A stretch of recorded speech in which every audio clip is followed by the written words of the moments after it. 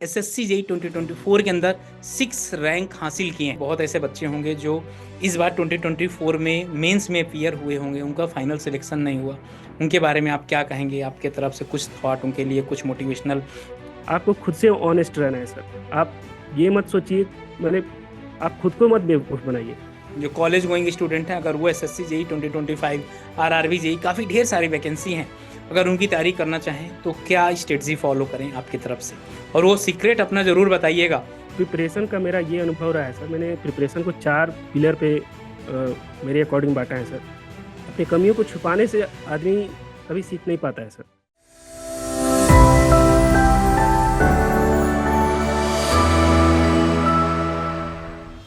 Hello दोस्तों, नमस्कार। स्वागत है आप सभी का इंजीनियर अड्डा के ऑफिशियल प्लेटफॉर्म पर। आज ये पॉडकास्ट आप सब लोगों के लिए बहुत खास होने वाला है। आज इस पॉडकास्ट से आप बहुत कुछ सीखने वाले हैं, क्योंकि मेरे साथ हैं अतुल आदित्य, जिन्होंने अपने सेकेंड अटेम्प्ट में ही एसएससी जेई 2024 के अंदर 6 रैंक हासिल किए हैं। अगर मैं आपसे बात करूं तो इनके मेंस में कितने नंबर थे, मेंस के अगर आप नंबर सुनेंगे तो मतलब आपको भी बहुत आश्चर्यचकित होगा कि हाउ इट इज पॉसिबल। भाई, 300 में 292 नंबर।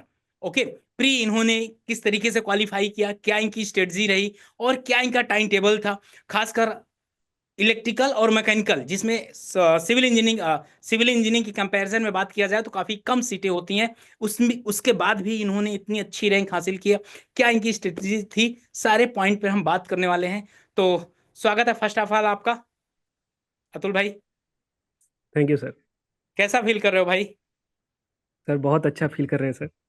लग रहा है कि सपना पूरा हो गया, ओके, मेरा और मेरे मम्मी पापा का, गार्जियन का।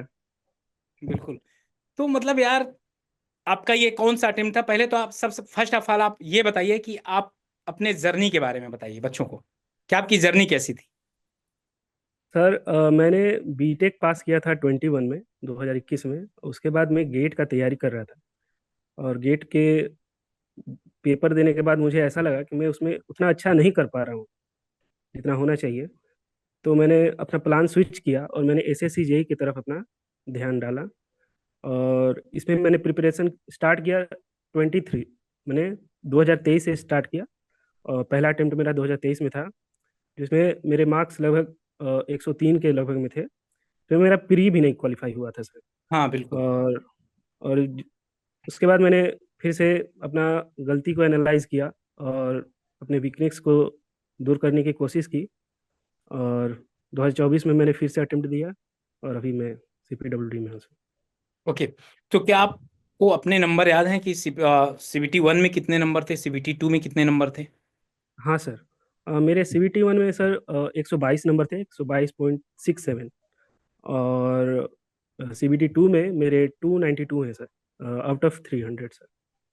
मतलब क्या स्ट्रेटजी आपकी थी? क्या आपने कभी सोचा था कि आपके 392 नंबर आ जाए, 292 नंबर आ जाएंगे? नहीं सर, सोचा तो नहीं था सर, इतना उम्मीद नहीं था। मगर खुद पे विश्वास था सर कि लगे रहने से हो जाएगा, एक उम्मीद था सर। और मैंने रिवीजन ज़्यादा किया है सर। मैंने जो भी अपने शॉर्ट नोट को बनाया है उसको रिवीजन बहुत बार किया है।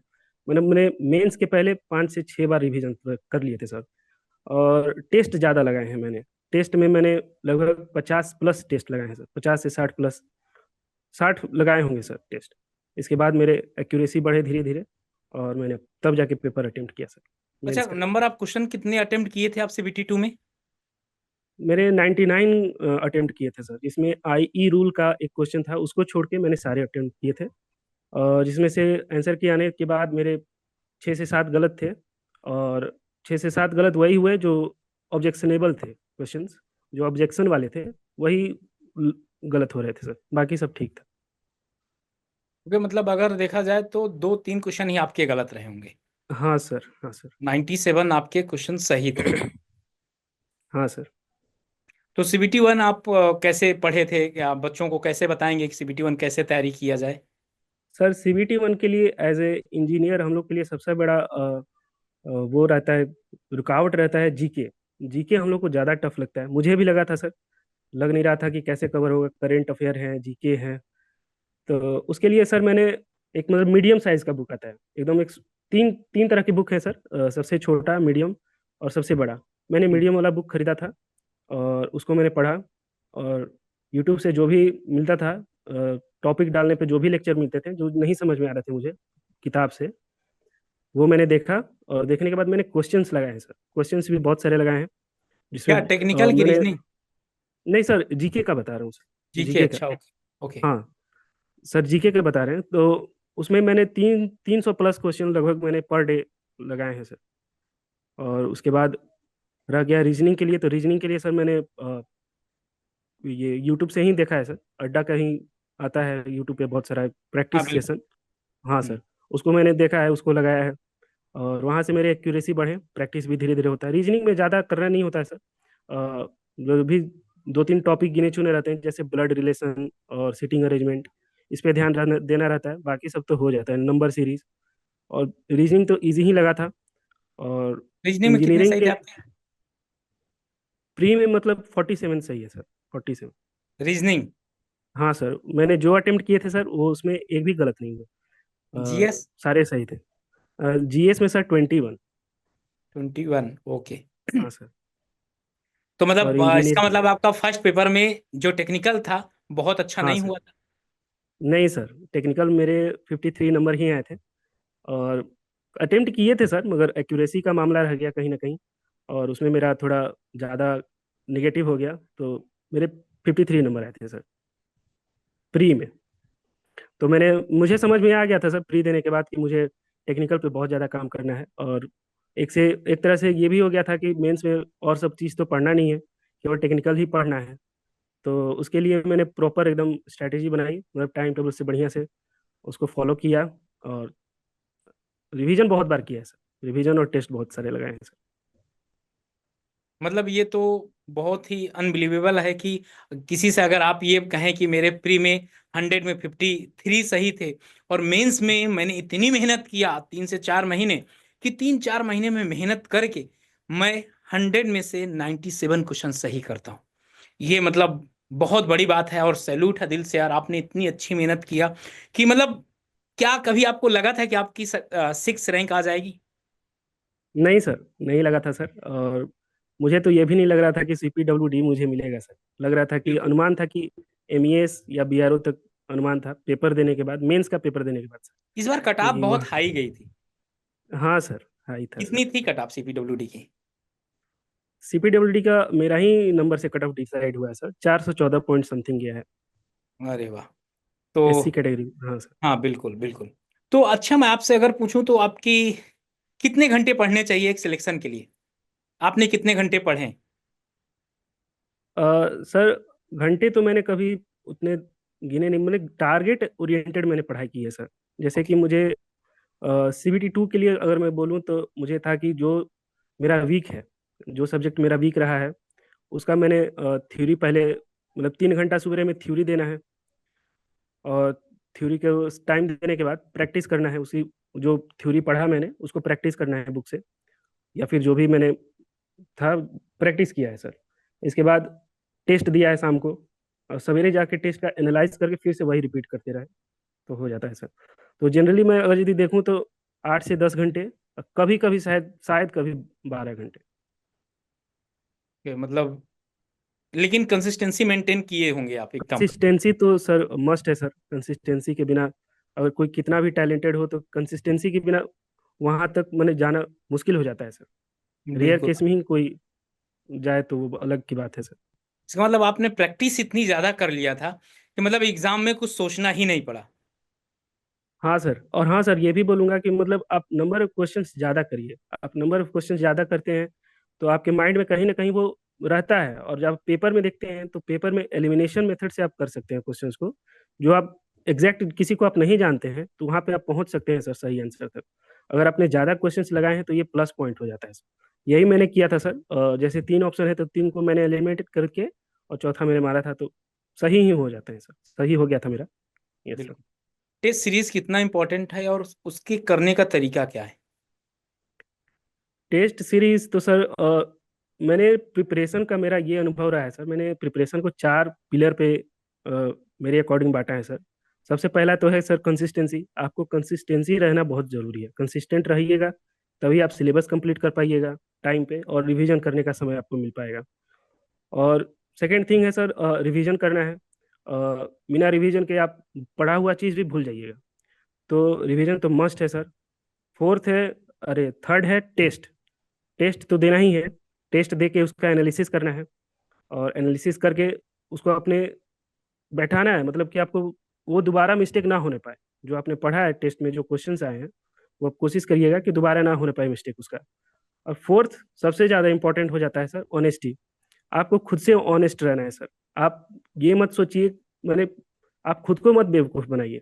तो टेस्ट के लिए सर मैंने ये किया है कि मतलब टेस्ट में जब भी देता था, जो क्वेश्चंस मेरे गलत होते थे, जो अनअटेम्प्टेड रहते थे, उसको मैंने बहुत पतली सी एक कॉपी खरीदी थी, उसमें मैंने लिख लिख के सब चीज़ को लिखते जा रहा था मैं। वो जो हाँ, जो कॉन्सेप्ट चीज है गलत उसके हो आज। जा रहा था। हाँ सर। हम्म। हाँ सर, जो फैक्ट है, जो कॉन्सेप्ट है, उसको मैंने लिखते जा रहा था सर, लिखते देखते। और जब मैं अगला टेस्ट अटेम्प्ट करता था, तो वहाँ पे मैं उसको रिवाइज करके जाता था। मैंने रिवाइज करके ही अगला टेस्ट देना है, ऐसा मेरा था सर। तो ऐसे हुआ था सर, टेस्ट का कॉपी बहुत जरूरी है सर। टेस्ट देना बहुत जरूरी है, तभी आपको एक्यूरेसी, अपनी मिस्टेक, अपनी वीकनेस पता चलती है सर। और उसको एनालिसिस करना, बहुत बच्चे ऐसे होते हैं टेस्ट तो दे देते हैं लेकिन उसका हाँ एनालिसिस सर। नहीं करते। हाँ सर, नहीं नहीं, एनालिसिस तो एनालिसिस के दौरान ही मैंने बताया सर कि टेस्ट में जो एनालिसिस करिएगा, तभी आप टेस्ट में उसका जो कॉपी मैंने बनाया, उसको एनालिसिस करते दौरान ही बनाया था सर। उसका एनालिसिस बहुत जरूरी है सर। टेस्ट देने से तो फिर उसका कोई ज़्यादा बेनिफिट है नहीं। कोई मतलब नहीं है एनालिसिस फिर देना बहुत ही ज्यादा। मस्ट है। अच्छा, हाँ सर। टेस्ट देने के पहले जैसे आपने बताया जो चार चार पिलर के बारे में बताया, वहां पर हाँ सारे जितने भी पिलर बताए हैं, सभी के सभी पिलर बहुत ज्यादा इंपॉर्टेंट हैं। जैसे मैं बताऊं कि जैसे कि अतुल ने बताया कि सबसे पहले आपको कॉन्सेप्ट बहुत बेहतरीन तरीके से पढ़ना है, फुली ज्ञान होना चाहिए कॉन्सेप्ट का। फिर से बताऊं, जब भी आप पढ़ेंगे तो 100% कॉन्सेप्ट नहीं हो पाते, ठीक ना। आप जब पढ़िए पीवाईक्यू लगाइए, वहां से कुछ नई नई चीजें मिलेंगी, उनको भी अपने कॉन्सेप्ट में ऐड करिए। और फिर इसके बाद जब एमसीक्यू लगाएंगे, वहां पर 10 से 20% चीजें नई लगेंगी, उसको भी अपने कॉन्सेप्ट वाले में ऐड करिए। और इसी कॉन्सेप्ट वाली बुक से जब आप रिवीजन करेंगे, तो यहां से आप शॉर्ट नोट्स बना लेंगे। और फिर जब आप टेस्ट सीरीज लगाएंगे, टेस्ट सीरीज जब आप देंगे, और टाइम एकदम टाइमिंग टाइम के साथ दीजिए टेस्ट सीरीज को, ऐसे नहीं।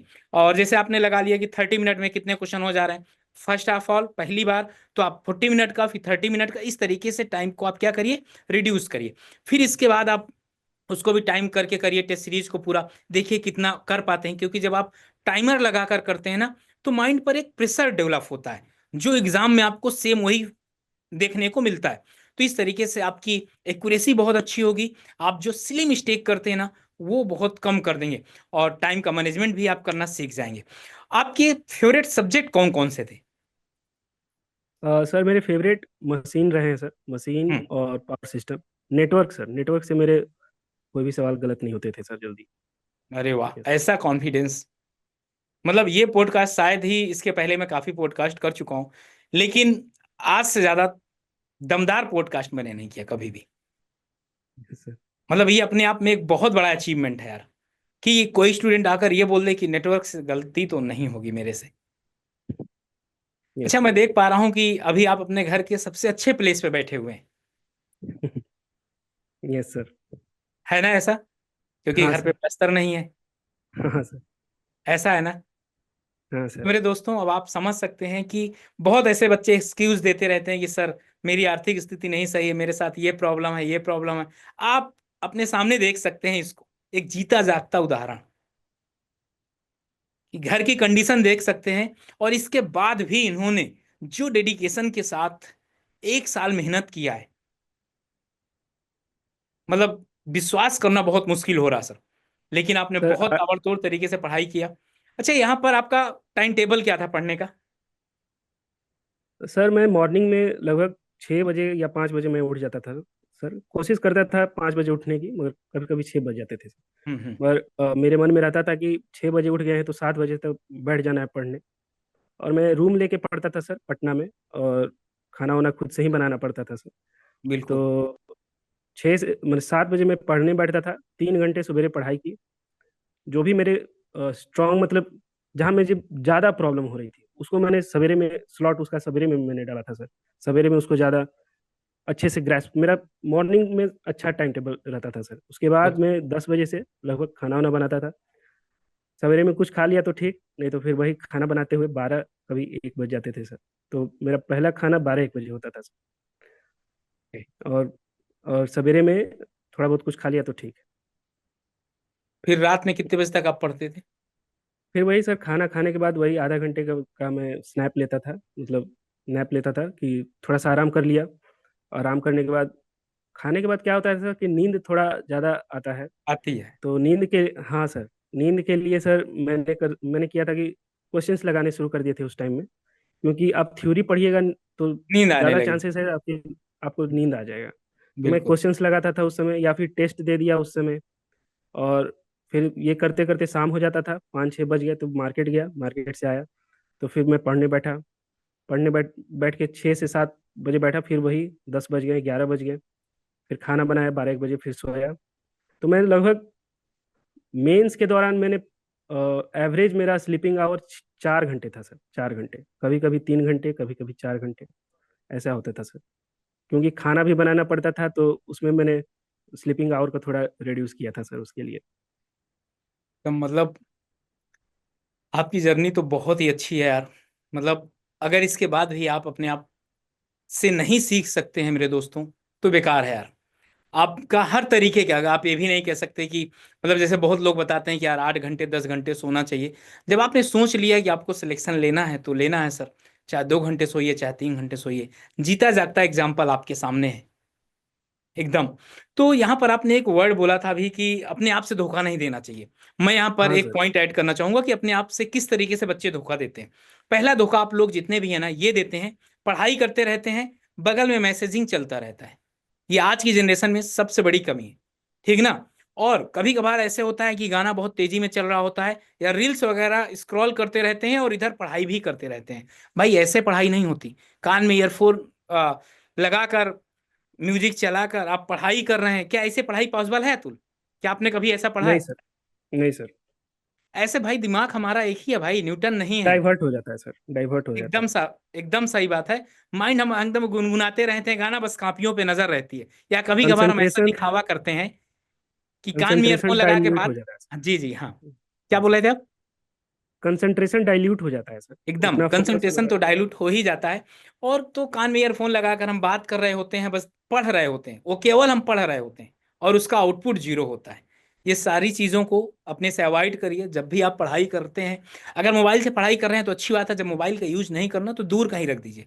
बहुत ज्यादा जरूरी नहीं है, और इतने बड़े बिजनेसमैन भी नहीं है कि अगर आप किसी का फोन नहीं उठाएंगे तो करोड़ों रुपए का नुकसान हो जाएगा। ये सारे पॉइंट बहुत अच्छे तरीके से गांठ मान लीजिए सर मैं अगर एक सिलेक्शन लेना है एक तो। एक हाँ और जी। पॉइंट मैं ऐड करना चाहता हूँ सर। जी जी। जैसे ऑनेस्टी के बारे में मैं बता रहा था, तो उसमें मैंने खुद से ऑनेस्ट रहने के लिए, एज ए ह्यूमन हम लोग का होता है सर कि टेस्ट देने के बाद डिमोटिवेशन होता है। मन बिल्कुल। करता है कि टेस्ट ना दें, केवल पढ़ते रहें, रिवीजन करते रहें। मगर मेरे मन में था कि सर बिना टेस्ट दिए मेरा एक्यूरेसी, मैंने पढ़ नहीं सकता है, उतना बिल्कुल। ज़्यादा नहीं बढ़ पाएगा जितना होना चाहिए। तो हम्म। हो सकता है मैं फिर से ना कर पाऊँ, और प्री निकालने का कोई फायदा नहीं रहेगा सर। तो मैंने खुद को बांध दिया था सर कि मैंने मेरे अपने चाचा हैं, उनका उन मदद लिया था उनसे, मतलब मैं जब भी टेस्ट देता था तो उसका स्क्रीनशॉट चाचा को भेजता था। ये मेरा डेली का था। डेली मैं टेस्ट देता था और स्क्रीनशॉट भेजता था सर। इससे क्या होता था कि उनको मैंने बोल दिया था कि अगर मैं जिस दिन टेस्ट ना दूं, या फिर स्क्रीनशॉट ना आपके पास जाए, तो आपको अगले दिन मुझसे पूछना है कि क्यों नहीं गया। और ये ऐसा होता भी था सर, उन्होंने पूछा भी है। और उसके लिए मुझे होता था नतीजन कि मुझे देना पड़ता था सर।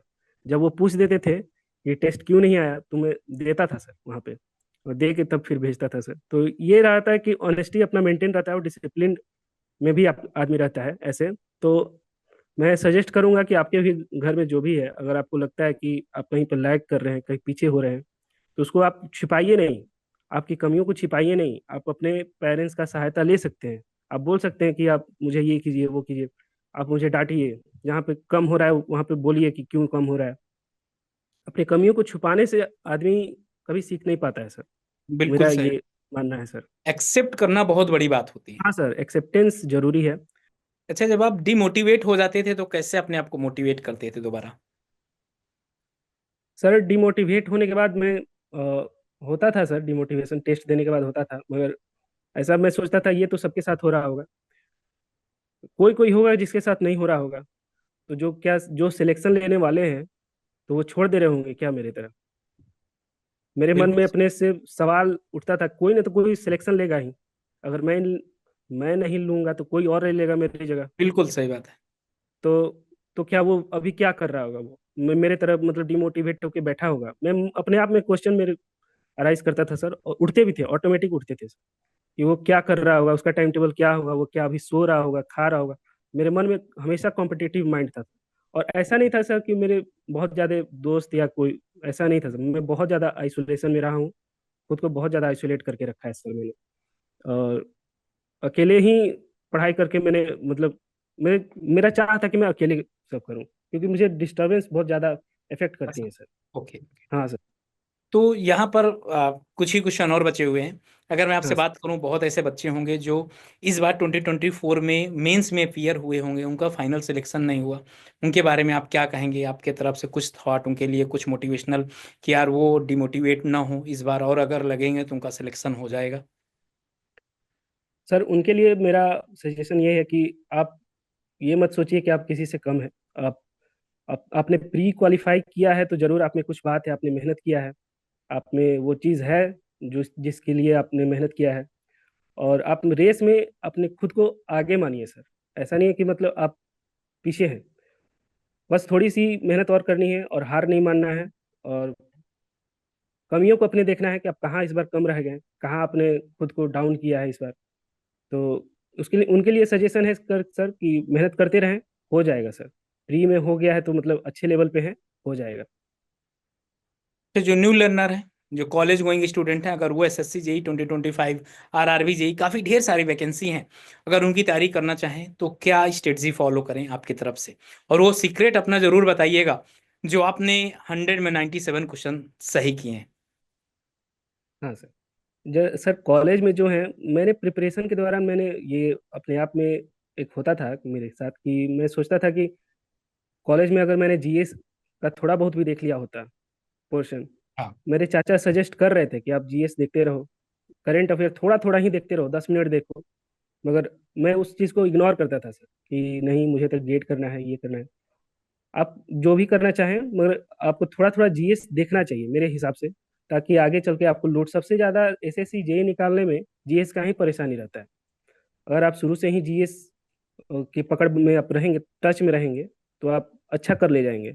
और दूसरी बात है कि आपको टेक्निकल पे भी अपना धीरे धीरे पकड़ बनाना चाहिए। जो भी आपको मतलब लग रहा है कि यहाँ पे मेरा कमी है, तो मेरे आप कॉलेज से ही प्रिपरेशन शुरू कर दीजिए। आप एसएससी जेई के बारे में अगर आप सोच रहे हैं, तो कॉलेज से ही आपका बेस्ट टाइम है। आप वहीं से देखिए, क्योंकि सिलेबस भी आपका वही रहता है, सेम रहता है। और जो आप पढ़ा रहे हैं उसी को बस बढ़िया से पढ़ना है, और कुछ नहीं सर। और यूट्यूब पे अड्डा का सेशंस होते हैं, तो वहाँ से आप हेल्प ले सकते हैं, वहाँ से आप प्रैक्टिस कर सकते हैं। आप रहिएगा, आप रेस में आ जाइएगा सर। यही है। एकदम। यही अच्छा, इस जर्नी में आपके परिवार वालों का काफ़ी योगदान रहा, और इस जर्नी में इंजीनियर अड्डा किस तरीके से आपकी हेल्प किया?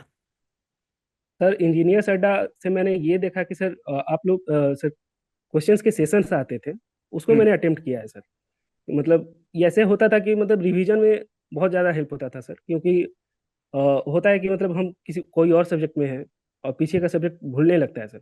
तो मैं अगर क्वेश्चन का अगर यदि कोई सेशंस आ गया, तो वहाँ से मेरे पीछे वाले सब्जेक्ट का रिवीजन हो जाता था सर, जो मैंने कुछ दिन पहले पढ़ा था। तो बिल्कुल। वहाँ से टच में रहता है आदमी कि क्वेश्चंस लगाना है, क्वेश्चंस बनाने हैं। और उससे आपको एक्यूरेसी में मदद मिलेगी और रिवीजन में भी मदद मिलेगी। तो अड्डा का ये रोल रहा कि वही यूट्यूब के सेशंस में लगाता रहा, और टेस्ट सीरीज दिया है सर अड्डा के सारे, फुल लेंथ वाले, फुल लेंथ टेस्ट दिए हैं। और अड्डा का टेस्ट सीरीज में ये भी कहूँगा कि वो उसी लेवल को मैच करते हैं सर जो एसएससी जेई के हैं। उसमें ज़्यादा वो ना ही टफ है और ना ही ज़्यादा इजी है। लो है, मॉडरेट रहता है सर, अच्छा एकदम। रहता है। हम्म। तो अतुल भाई, आप आए और बच्चों को बहुत अच्छी अच्छी चीज़ें बताएं। मेरे भाइयों, इस पॉडकास्ट से आपको सीखने के लिए बहुत कुछ है कि किस तरीके से पढ़ाई किया जाए। अगर आप ये सोच रहे होंगे कि यार मेरा सिलेक्शन नहीं होगा, तो मैं फिर से रुकूंगा आपको कि आप गलत हैं। आप बिल्कुल क्रैक कर सकते हैं। आपके सामने जीता जागता उदाहरण है कि प्री में इतने कम नंबर होने के बाद प्री में अगर बात किया जाए कि 100 में से 55 सही थे, और मेंस में 100 में 97 सही, 97 98 सही। मतलब आप भी कर सकते हैं यार। बस आपके अंदर जिस दिन डेडिकेशन आ जाएगा, आप बिल्कुल बहुत अच्छे तरीके से क्वालिफाई करेंगे। आपकी भी रैंक आ सकती है भाई, ऐसा कुछ भी नहीं है। जब आपने ठान लिया, जब आपने सोच लिया, ठान लिया, मतलब उस दिन आप 50% सिलेक्शन तक पहुंच गए। तो आप जरूर इस पॉडकास्ट से सीखिए और अपने जीवन में जो आपका टारगेट है उसको जरूर अचीव करिए। तो okay, bye bye, thank you, love you and जय हिंद। और आपका भी बहुत बहुत धन्यवाद Atul. Thank you sir. Thank you sir.